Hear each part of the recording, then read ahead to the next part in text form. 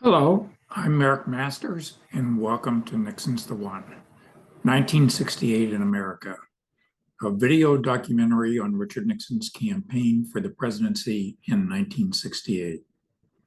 Episode 2 concerns the New Hampshire primary, which took place on Tuesday, March 12, 1968, and represented a turning point in that election year.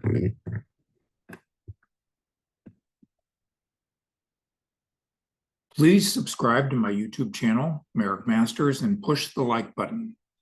In addition to producing the Nixon's the One series, I produce a periodic presidential election watch 2024 on the race between Joe Biden and Donald Trump.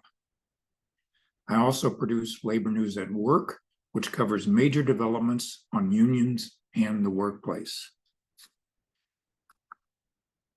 Furthermore, I produce Union Organizing Watch, or UAW Organizing Watch, which reviews developments in the auto workers' efforts to organize non-union auto companies in the U.S.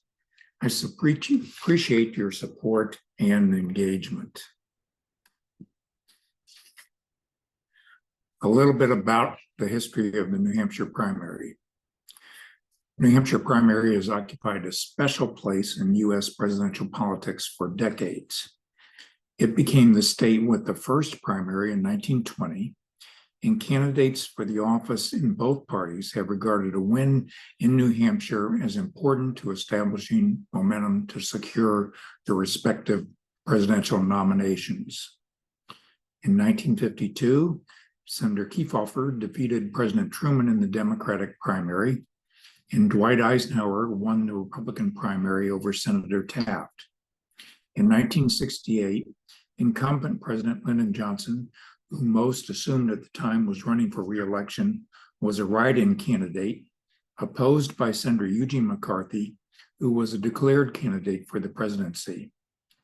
Richard Nixon, also a declared candidate for the presidency at this time, the former vice president and 1960 Republican presidential nominee, was on the ballot, as was Governor Romney of Michigan, who eventually dropped out of the race shortly before the March 12th primary.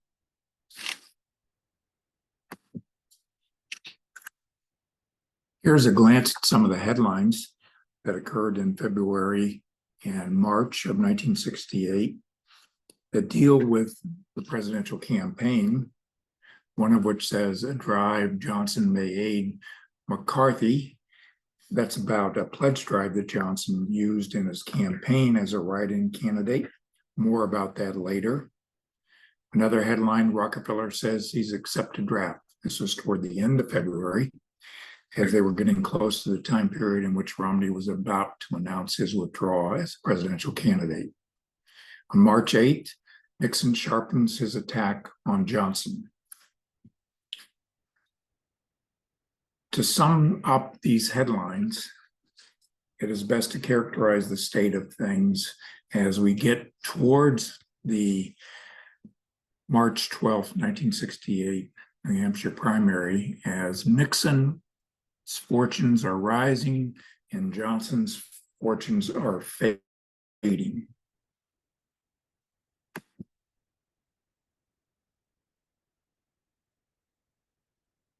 In the news, the Tet Offensive dominated the news throughout the time period of February and March until the primary occurred, and it had substantially eroded public support for President Johnson's policy of continual military escalation in Vietnam. This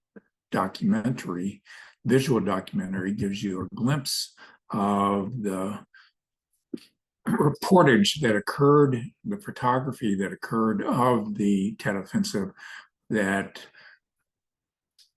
dominated the evening news and the newsprint during this time period.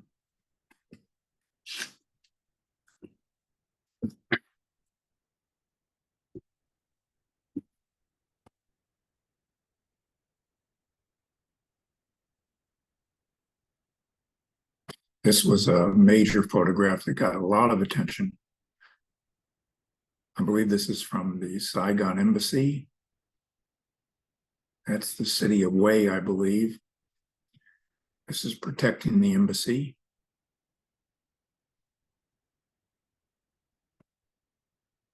Tanks in the city. There were major attacks in cities, including most of the provincial capitals of South Vietnam.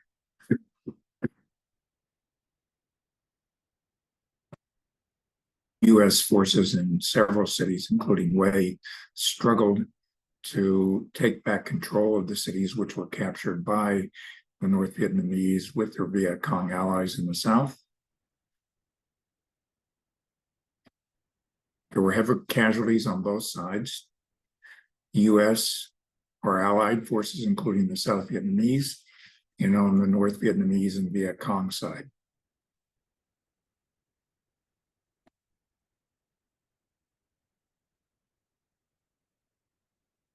You had to be alive at this time to realize the gravity of this event and the extent to which it shook the nation.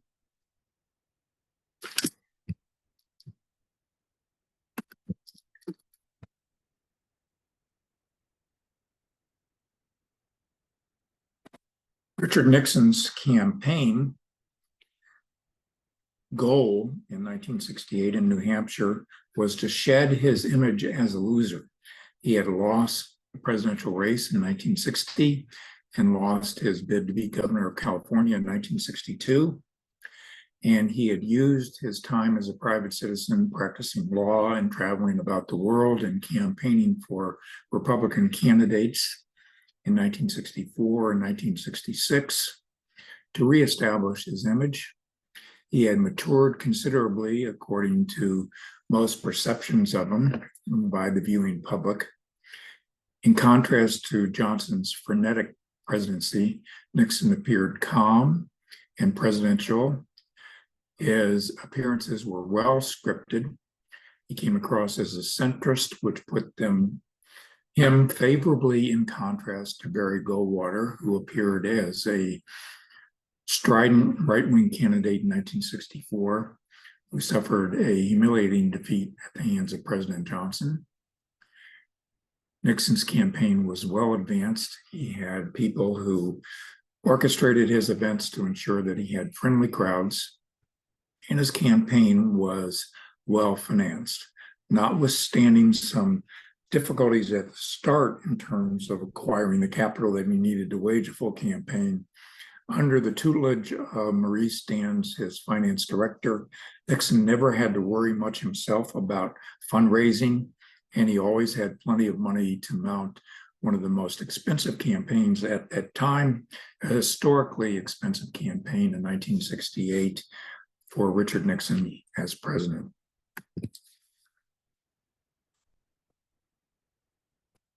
Romney was still a candidate for the Republican nomination until the very end of February.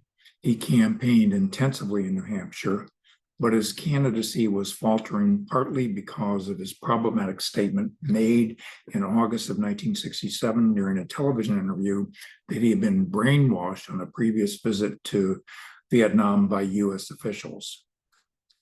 Nonetheless, Romney, after Nixon announced his candidacy in early February, challenged Nixon to debate him in what many regarded as a desperate move on his, that is, Romney's part, to save his collapsing campaign. Nixon rebuffed the offer, saying that the Republican debate should only be between them and President Johnson, not among themselves. Romney's experience with candlepin bowling in New Hampshire, which required 34 attempts before successfully downing all 10 pins, symbolized the futility of his quest to win the presidency in the granted state. Here's a little bit of what Romney had to say after Nixon had announced his candidacy in early February 1968.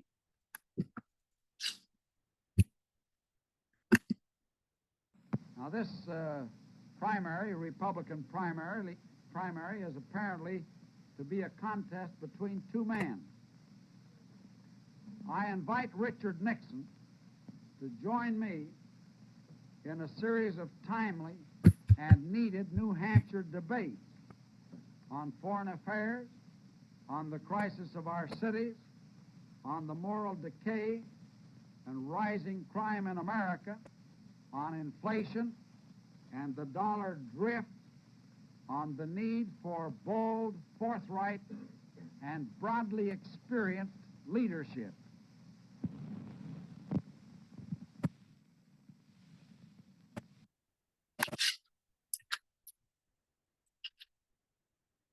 While Romney's campaign was fading, speculation grew that Rockefeller, Nelson Rockefeller, the governor of New York, might enter the race. He was regarded as a prime competitor of Richard Nixon for national political attention. He had toyed with the idea of entering the 1960 Republican presidential nomination process, but decided against doing so, but nonetheless played an important role in that convention of 1960. Rockefeller remained committed to staying on the sidelines, however, even after Romney withdrew at the end of February 1968. But many expected it was only a matter of time before Rockefeller would declare his candidacy to offer an alternative to Richard Nixon.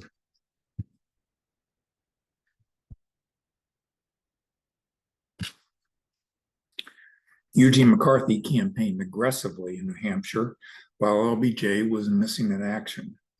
McCarthy's Clean for Gene collegiate volunteers, there were 4,500 of them on the day before election in 1968, March 12th, canvassed the voters of New Hampshire, presenting a clean-cut image as they went door to door for their candidate.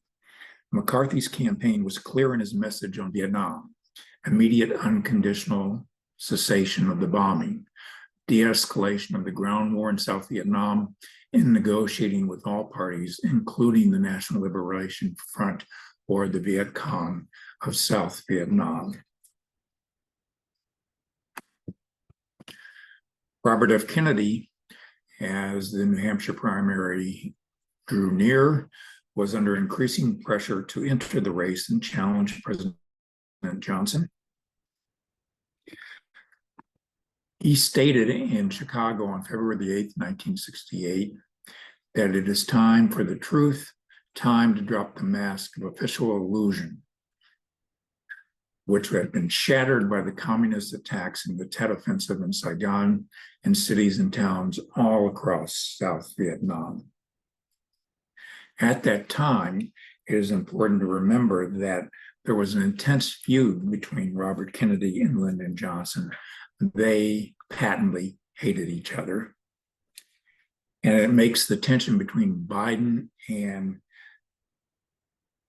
Donald Trump look mild in comparison. George Wallace declared his candidacy as an independent third-party candidate for the presidency on February the 8th, 1968. He was then the former governor of Alabama. His wife had won the governorship in 1966 and had assumed that office. Many people suspected that it was really behind the scenes, it was George Wallace who was pulling the strings. But nonetheless, his wife performed very admirably as governor of the state. Wallace, nonetheless, had not lost his thirst for national political office and boldly announced his candidacy and continued to work aggressively across all 50 states to make certain that he was on the ballot, which is quite a feat for an independent third-party candidate. He did eventually secure his place on the ballot in all 50 states. Here he is in 1968 talking about dissent on Vietnam. It'll give you a little taste of what he was like as a candidate. On some college campuses, we got folks raising money and blood and clothes and sending it to the communists. And I can tell you, when some of you young people are committed totally between life and death, you're not going to think too kindly against some fella back with a beard raising some money to give the communists to help take your life. I know what I would have felt when I was fighting the Japanese and the Axis powers. But we have the elite cult and the intellectual incompetence who say, but the right of dissent, the right of free speech. Well, free speech is not an unlimited right. You don't have the right, according to the court, to holler fire in a crowded theater. There are limitations on every right, coupled with responsibility.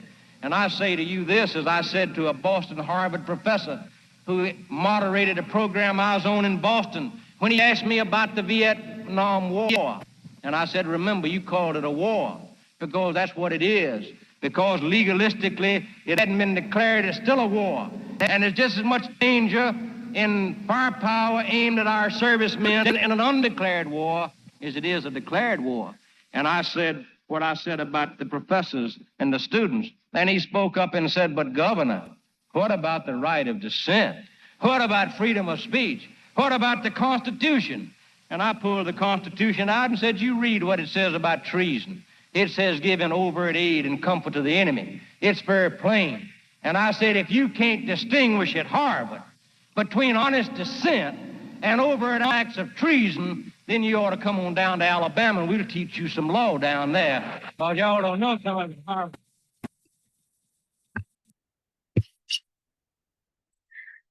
To shore up support for his write-in candidacy, while McCarthy was campaigning in person in New Hampshire, Johnson forces in New Hampshire pushed a pledge card of support in which Democrats in New Hampshire would pledge their support to President Johnson by signing this card and turning it in, and they would get a autographed picture of the president and Lady Bird Johnson in return.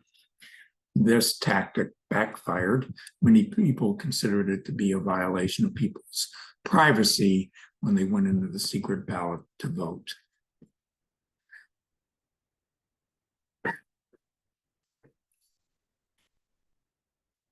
Walter Cronkite, who was perhaps the most prominent news anchor at the time, there were only 3 news networks that dominated the television news media at that time: CBS, where Cronkite was, NBC, and ABC, gave a historic broadcast on his views on Vietnam after a trip he had made to Vietnam to witness the situation on the ground, and came back with an opinion editorial, if you will, that expressed his reservations about LBJ's policy.